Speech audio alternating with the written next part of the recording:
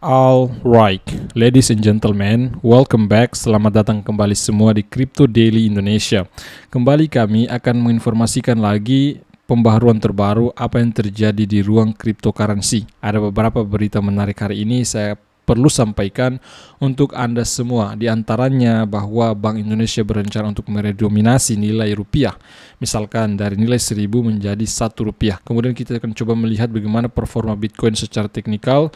Kemudian juga ada beberapa berita yang kurang mengenakan dari salah satu bank di Amerika Serikat, ya, yaitu First Republic Bank mengalami penurunan yang sangat-sangat signifikan. Seperti itu, dan beberapa berita menarik lainnya. Saya pikir sebelum kita memulai video kali ini, pastikan diri teman-teman untuk terlibat dalam tim Crypto Daily Indonesia agar Anda selalu menerima berita-berita menarik secara makroekonomi, mikroekonomi, secara fundamental, secara teknikal. Maka dari itu tinggalkan jejak Anda, smash tombol like, subscribe, bunyikan loncengnya. Kita akan mulai mencoba melihat performa BTC dalam beberapa hari terakhir. Kalau kita melihat sekilas, ya, di sini saya perbesar teman-teman. Nah, di sini kita melihat performa dalam time frame daily saat ini. Performa Bitcoin kalau kita melihat hari ini itu mengalami kenaikan, dan bahkan harga high hari ini sempat menyentuh di kisaran 29.400-an di tanggal 27 ini, di hari Kamis ini. Dan fluktuatifan yang terjadi lumayan tinggi itu di hari kemarin, yaitu di tanggal 26 April. Dan teman-teman bisa lihat di sini, high Bitcoin itu di kisaran 30.000 US dollar ke atas, dan ternyata ditutup dengan kisaran harga 28 ribuan lah, sekitaran situ teman-teman semua. Anda bisa lihat, ya, posisi candlenya, body candlenya itu kecil, ya, sedangkan up shadow and low shadow-nya itu mengalami kepanjangan, ya. Anda bisa lihat di sini teman-teman semua, seperti itu.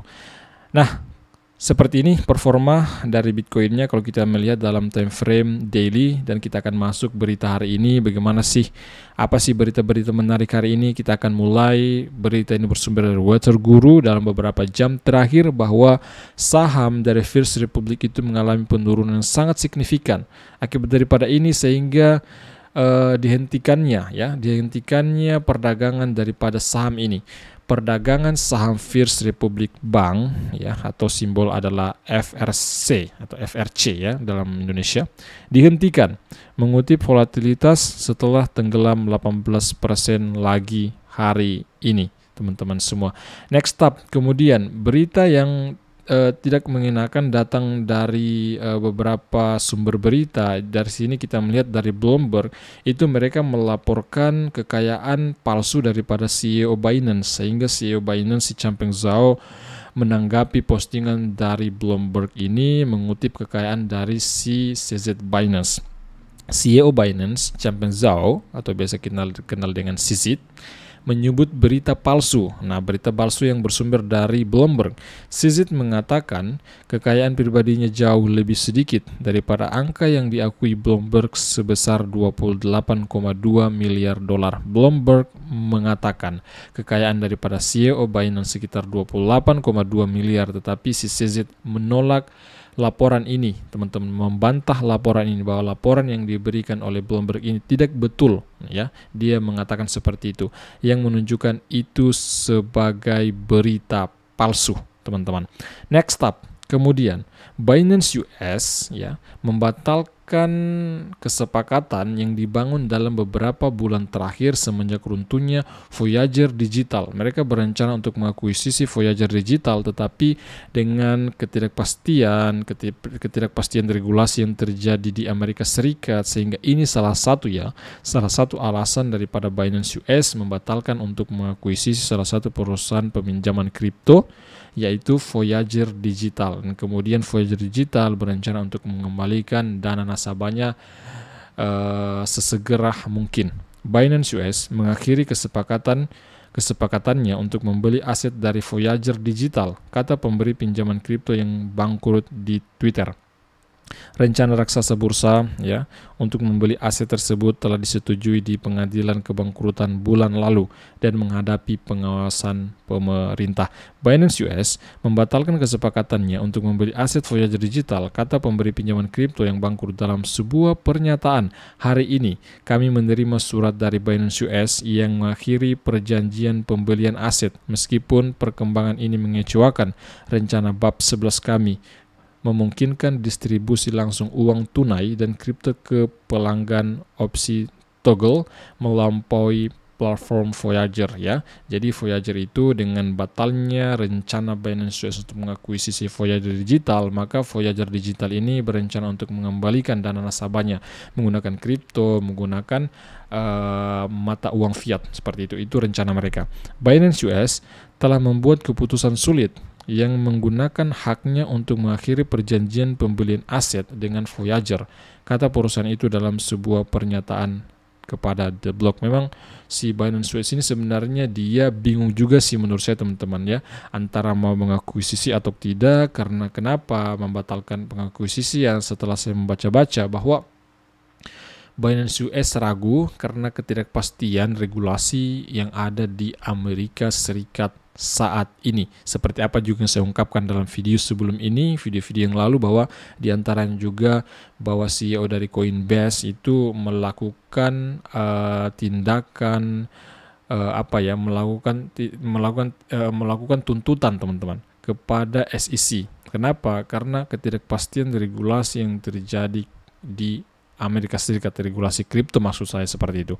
Dan kemudian Argentina akan membayar impor dalam yuan Cina. Mereka secara perlahan untuk meninggalkan US dollar. Ini salah satu berita buruk juga untuk US dollar teman-teman semua. Karena beberapa negara secara perlahan meninggalkan mata uang dolar sebagai alat transaksi internasional ya. Mereka, diantaranya di sini kita melihat Argentina. Argentina akan membayar impor dalam yuan China, meninggalkan dolar Amerika Serikat. Ini salah satu berita yang kurang enak ya, datang untuk US dollar. Argentina akan mulai membayar impor China dalam yuan China daripada dolar Amerika Serikat. Keputusan tersebut bertujuan untuk meringankan arus keluar dolar, kata Menteri Ekonomi Argentina yaitu Sergio Massa dalam sebuah acara setelah pertemuan dengan Duta Besar China yaitu Zhou Xiaoli serta dengan perusahaan dari berbagai sektor. Next, Argentina berjuang melawan level kritis dalam cadangan dolar Amerika Serikat. Ini terjadi setelah penurunan tajam dalam ekspor pertanian yang disebabkan oleh kekeringan bersejarah. Ketidakpastian politik menjelang pemilu tahun ini juga berimbas pada level tertentu. Pada bulan April, ini bertujuan untuk membayar sekitar 1 miliar dolar impor China dalam yuan, bukan dolar.